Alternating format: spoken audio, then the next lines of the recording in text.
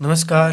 आज तारीख है 18 अप्रैल और हर तारीख की तरह ये तारीख भी अपने आप में कुछ इतिहास समेटे हुए है। आज बात करेंगे 16th सेंचुरी की एक ऐसी प्रेम कहानी की जो हमेशा के लिए अमर हो गई और आज न सिर्फ भारत बल्कि दुनिया के हर देश में यह सच्ची प्रेम कहानी मशहूर है। हम बात कर रहे हैं मुगल बादशाह शाहजहां और मुमताज महल की।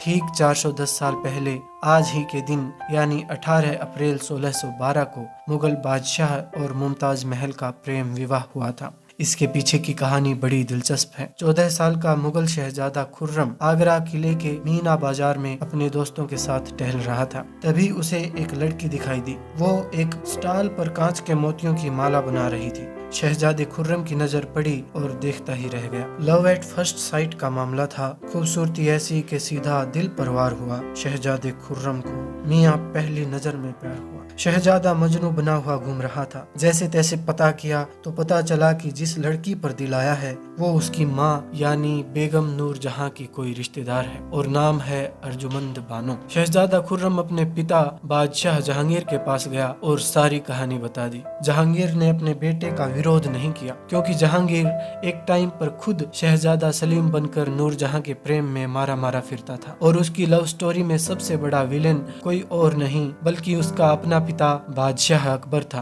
बड़ी परेशानी हुई थी जहांगीर को। सो जहांगीर समझता था लव स्टोरी के दुख दर्द पीड़ा को, इसलिए अपने सबसे प्रिय बेटे खुर्रम की लव स्टोरी को एक्सेप्ट करने में उसे देर ना लगी। ये सारा घटनाक्रम साल 1607 का है। शाहजहां यानी खुर्रम की उम्र उस वक्त 14 साल थी। जहांगीर ने खुर्रम से कहा कि तुम अभी छोटे हो, कुछ टाइम के लिए रुक जाओ, फिर तुम्हारी शादी करवा देंगे। और ऐसा ही हुआ भी। 1612 का साल था और आज ही की तारीख थी यानी 18 अप्रैल 1612 के दिन निकाह हुआ। शहाबुद्दीन मोहम्मद खुर्रम वेड्स अर्जुमंद बानो बेगम, ये दोनों के असली नाम थे। यह शहाबुद्दीन मोहम्मद खुर्रम आगे चलकर शाहजहां के नाम से हिंदुस्तान का बादशाह बना और अर्जुमंद बानो को मुमताज महल के नाम से जाना गया। अर्जुमंद बानो बेगम से शाहजहां को बेइंतहा मोहब्बत थी और शाहजहां ने ही इन्हें मुमताज महल नाम दिया था। मुमताज महल का मतलब है महल का ताज यानी ज्वेल ऑफ पैलेस। शाहजहां को मुमताज से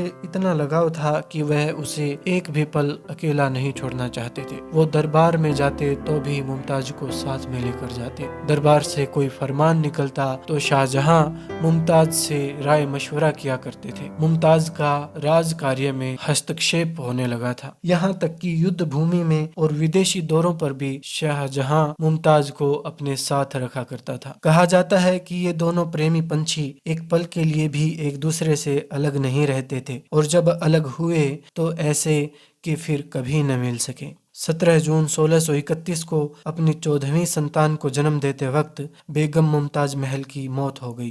कहा जाता है कि उन्हें 30 घंटे तक असहनीय लेबर पेन सहना पड़ा और आखिर मुमताज ने दम तोड़ दिया था। शाहजहां का दुख इतना ज्यादा था कि उन्होंने 2 साल तक दरबार नहीं लगाया। शाहजहां मुमताज की बुद्धिमानी और उसकी खूबसूरती के दीवाने थे। शाहजहां ने मुमताज से कहा था कि हम कभी अलग नहीं होंगे और अगर मौत ने हमें अलग किया तो तुम्हारा मकबरा इतना खूबसूरत होगा कि देखने वालों को कुछ पल के लिए सांस लेना भी याद न रहेगा। शाहजहां ने अपना वायदा ताजमहल बनवाकर पूरा किया। शाहजहां के आदेश पर पर्शियन, ओटोमन और इस्लामिक वर्ल्ड के मशहूर आर्किटेक्ट्स ने इसका डिजाइन तैयार किया और देश दुनिया के लगभग 2000 कुशल कारीगरों ने इसका निर्माण किया। शाहजहां ने मुमताज के प्रति अपने प्यार को ताजमहल के रूप में जमी पर उतार दिया था। सोचिए, जिसका प्रतिरूप इतना खूबसूरत है वह मोहब्बत कितनी गहरी और खूबसूरत रही होगी। जब औरंगजेब ने शाहजहां को बंदी बनाया तो शाहजहां ने उसे उस कोठरी में बंद करने की गुजारिश की जहां से उसे अपनी बेगम मुमताज महल का मकबरा यानी ताजमहल दिखता हो।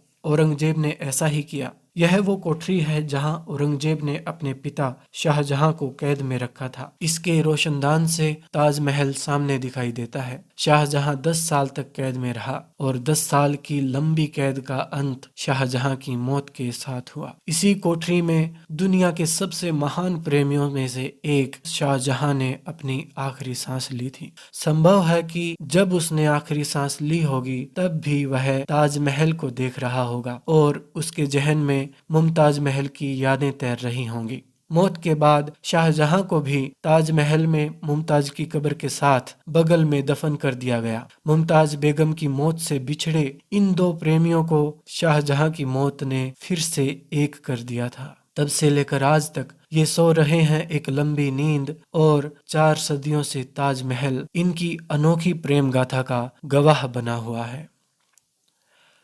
मैं सचिन मुंदलिया हर तारीख पर आपको इतिहास से जुड़े किस्से सुनाता रहूंगा। मैं और आप फिर से मिल सकें एक नई कहानी के साथ, इसके लिए छोटू सा सब्सक्राइब बटन दबा दीजिएगा। इसके साथ ही ये किस्सा यहीं खत्म करते हैं। मिलेंगे किसी नए किस्से के साथ। नमस्ते।